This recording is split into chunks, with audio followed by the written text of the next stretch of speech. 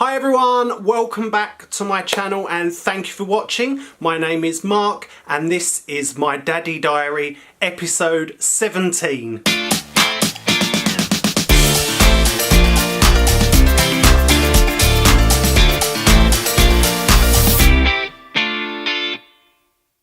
I'll start off this week by saying Happy New Year everyone. I hope you all had a fantastic time. Obviously I didn't do a full episode last week which was on New Year's Eve. So since then I hope you've all had a wonderful New Year and you've had a good start to 2019. Ours has been pretty darn good. Obviously Mark was still off work till the end of the week, so we had a little bit more family time. But overall we had a pretty amazing Christmas and New Year. Sophie was brilliant. The one thing I will say, obviously having Mark at home meant that he was doing some of the night feeds. Actually, he did a massive amount of the night feeds while he was off for the 2 weeks from work, and which was so that I could try and rest up a bit. And the one thing I've come to realise, because there were nights obviously I didn't sleep well, but for the most part I was getting a good amount of sleep every single night, and I still feel absolutely exhausted. It didn't matter how well I slept. The following day obviously I'm still carrying on with all the other dad duties and so on, and I am still absolutely exhausted. And I was thinking about it over the last week, and I think I've come to the realisation that actually when people say to you, oh, sleep when the baby sleeps, which I've already said I think that is a complete load of rubbish anyway. The other thing I've come to realise about sleep and babies, it's the level of tiredness and the exhaustion actually has nothing to do with the amount of sleep you're getting. You think, obviously, if you're only getting 3 hours worth of sleep each night, that's going to have an impact, of course. But as I say, I was sleeping just fine. Sophie had nights where she slept right through, and so on and so on and so on. So it's not just the sleep thing. And like I say, the more I think about it, the more I think that it's to do with just the mental capacity of being a parent. Is also quite exhausting. Obviously now, not only am my brain is working all day every day to keep myself doing all the things that I need to do, but I'm actually doing everything for her as well. So it's almost like, I feel like my brain is almost working for two people at once, all the time.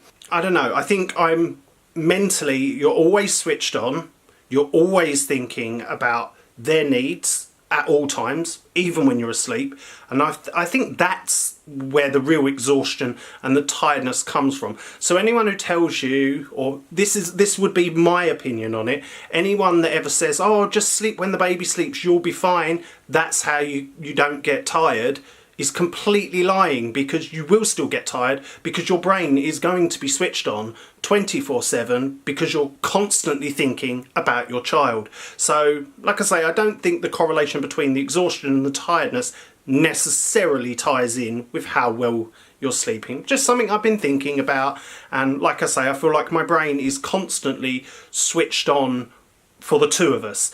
I went out for an evening, so I had like almost the whole day off, because I went out, I took my mum to the theatre in London and we went out for the day, and I'd had a full night's sleep the night before. But even going up into London, on the way into London, I was like, why am I just exhausted? I was so tired all the way up there, right up until when the show started, and obviously the excitement and adrenaline of watching a show kicked in. I was still absolutely exhausted. So like I say, it's not always just how well you sleep and if you sleep when the baby sleeps. As I say, just putting it out there, I'm kind of curious to see what everyone else thinks on that one. Do you think that actually, have you not had exhaustion because you did sleep really well? Yeah, let me know in the comments, because I'm kind of curious about that one. Sophie had her third lot of jabs on just after the new year, and actually she was absolutely superb. She had 3 different injections, and like I say, I can't remember what they are or what they're for because there were a whole list of names, but she had the 3 jabs. She did yelp when she had the jabs, but very quickly got over it, didn't care, and it didn't mess up her sleep, it didn't keep her up. She just literally had the jabs and was fine. She was back to her normal self within minutes and carried on the rest of the day as per usual, which is kind of cool. It is a little bit of a relief knowing that we haven't got to do any more jabs now until she's 1 year old. So that's just shy of 9 months off in the distance. Yay! Because I still have the whole guilt factor, I guess, around giving her jabs and injections, and I still have internal conflict about the whole immunisation thing, which I have touched upon previously. But yeah, she's totally up to date at the moment.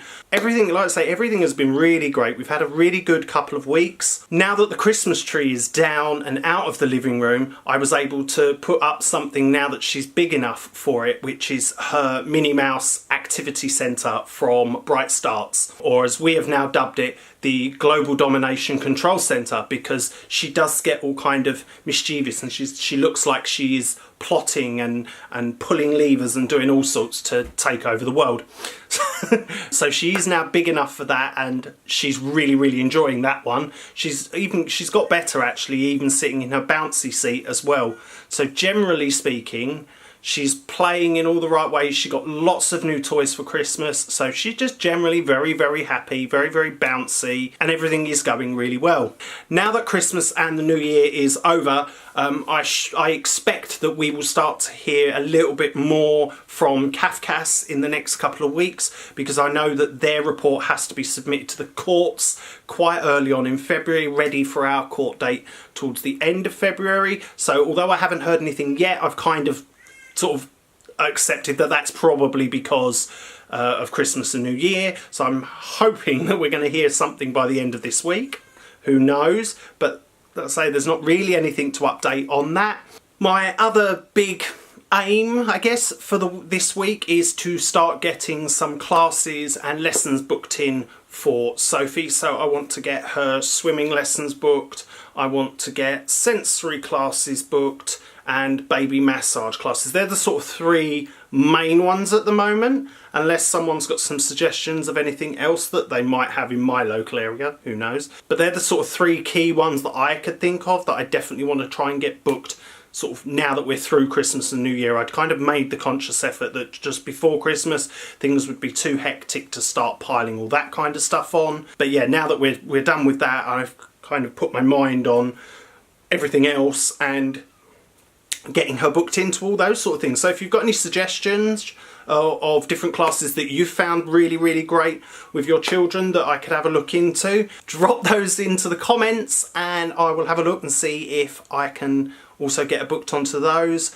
Obviously I will share as much as I can from things like classes, but obviously with lots of our children around, probably won't be able to film them, but I can report back and talk about them in my daddy diaries.